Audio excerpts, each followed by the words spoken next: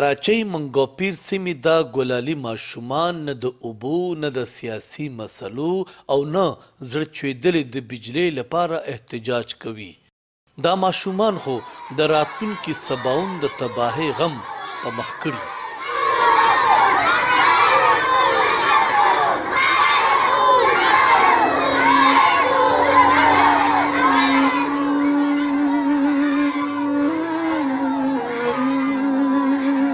دا ماشومان منګوپیر سیمې ګورنمنټ جی ایم اقبال نگر اسکول ګلالي ماشومان دي چې د خپل اورانېدو مستقبل د بچ کولو په غرض په احتجاج سر شوي او چغې وهي چې زموږ اسکول مه ماتوئ.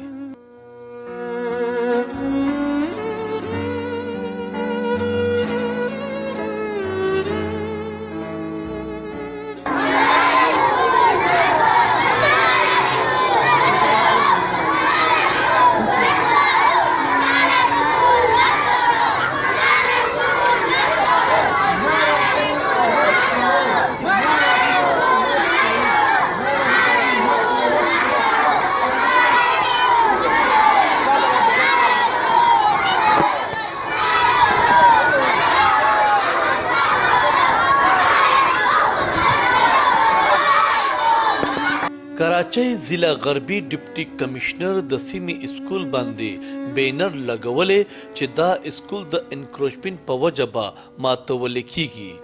بیا څه وو خو د اسکول ماشومان او استادان د ډېر غمه په احتجاج سر شوي. احتجاج په وخت د ماشومانو سره د سیمې خلکو هم ګډون کړی وو. احتجاج په وخت ماشومانو او استادانو مطالبه کړې چې په سیمه کې واحده د ماشومانو سرکاري اسکول دی د دې ماتولو نه دی ډډه وکړی شي. استادانو متعلقه ادارو او حکومتي چارواکو ته خواست کړی چې که یو خوا د ماشومانو د راتلونکي سباوون مسله ده نو بل خوا امتحانونه هم په سر دي. دلته دا خبره هم کول ضروری ده چې دا سکول د کراچۍ پسمانده سیمې منګوپیر کې دی چرته چې د ازل نه تعلیمي ادارو نشتوالي په وجه د ماشومانو لویه شمیره د تعلیم نه بغیر لوی کیږي کوم چې په یقیني توګه د تشویش خبره ده. نعمت زاده، خیبر نیوز، کراچۍ.